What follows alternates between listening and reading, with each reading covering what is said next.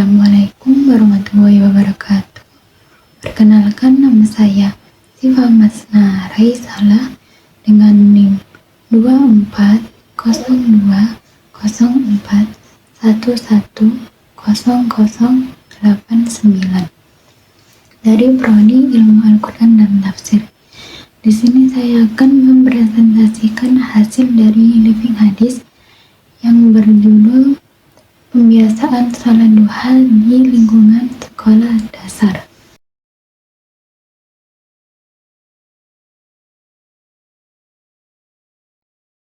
Pembiasaan salat duha ini dilakukan oleh seluruh siswa maupun siswi, mulai dari jenjang TK, SD, SMP, SMA.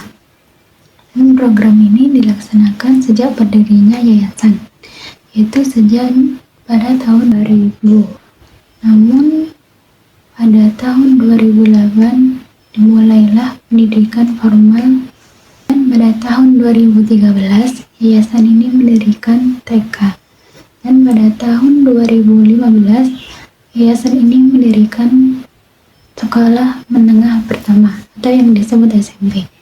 Lalu pada tahun 2023 yayasan ini mendirikan SMA.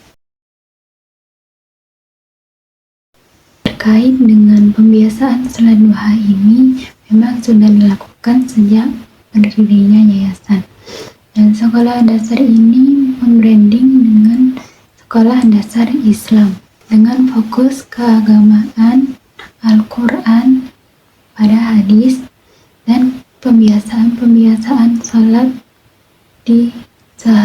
di kehidupan sehari-hari. Dan ini menjadi pembeda dari sekolah umum atau negeri.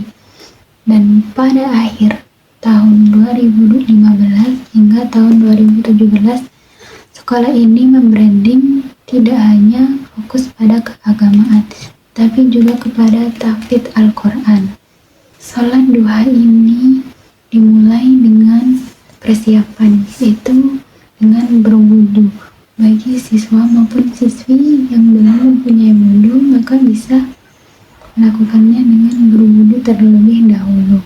Pelaksanaan salat duha ini pada kelas 2 sekolah dasar dilaksanakan di kelas masing-masing melalui pengawasan guru pada mata pelajaran tersebut atau pada waktu masuknya salat duha.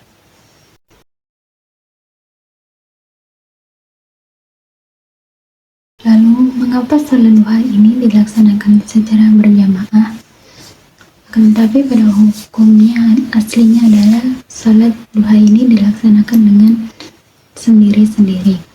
Tujuan dari diadakannya salat duha berjamaah yaitu mereka membaca doanya dengan melantangkan suara yang bertujuan agar dapat memperbaiki bacaan salat mereka yang dapat diterapkan di salat-salat sehari-hari seperti salat fardu.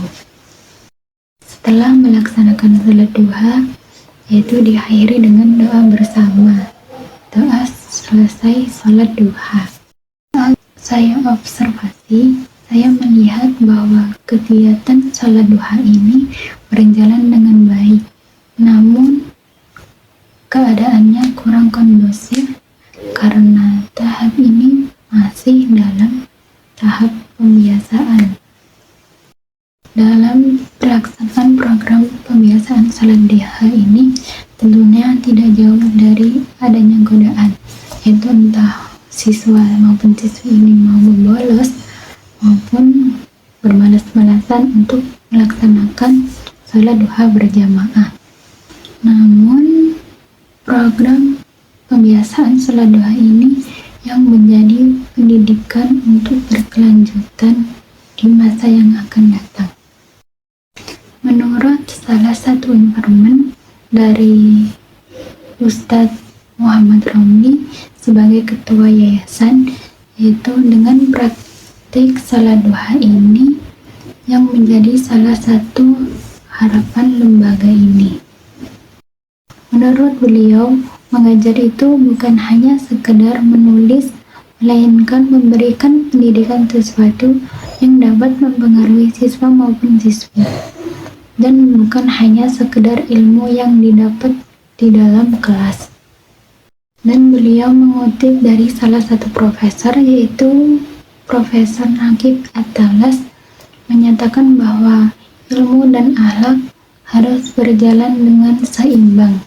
Ilmu dan akhlak adalah suatu pembiasaan yang harus ditekankan dengan seimbang. Jadi, sekolah ini menyeimbangkan antara apa yang diajarkan dengan apa yang menjadi suatu kebiasaan. Pembiasaan ini menjadi benteng bagi siswa maupun siswi untuk menghindari sesuatu yang tidak diinginkan dari sekolah. Keadaan ini terlihat nyata dari seorang anak yang sholat dan seorang anak yang tidak melaksanakan sholat. Dan dimanapun mereka berada, sholat sebagai pengingat diri bagi mereka. Yayasan Baitul Makmur ini dalam pembiasaan salat duha sebagai pembiasaan akan pentingnya melaksanakan sholat. Dan yayasan ini dalam pembiasaan salat duha tidak mengajarkan kepada siswa maupun siswi tentang keutamaan salat duha yang aslinya, yaitu sebagai penarik rezeki, melainkan sebagai ada pengajaran ibadah dan pembiasaan salat. Seperti sebelum kita melaksanakan salat, tentunya dimulai dengan berwudu. Kemudian dari harapan yayasan ini dalam pembiasaan sholat duha, yaitu membantu hafalan dan bacaan salat bagi siswa maupun siswi. Pendidikan salat duha ini dilakukan secara intensif agar menjadi sebuah kebiasaan alami sejak dini.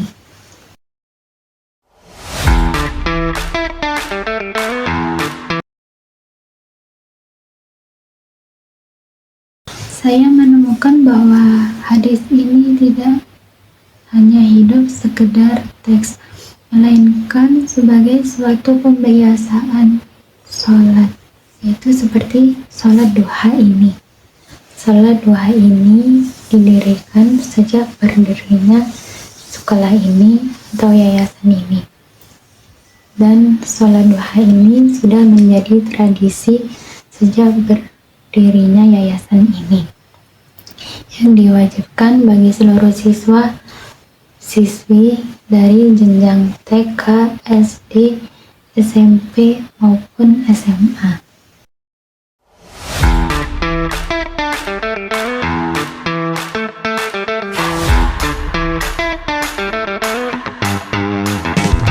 Kesimpulannya, praktik hadis ini menunjukkan bahwa hadis ini tidak dipahami secara tekstual, melainkan dalam praktik pembiasaan sholat duha secara berjamaah ini dan doa bersama yang bertujuan untuk tarbiyah atau untuk pendidikan yang dapat diterapkan di kehidupan sehari-hari. Mungkin cukup sekian dari saya. Wassalamualaikum warahmatullahi wabarakatuh.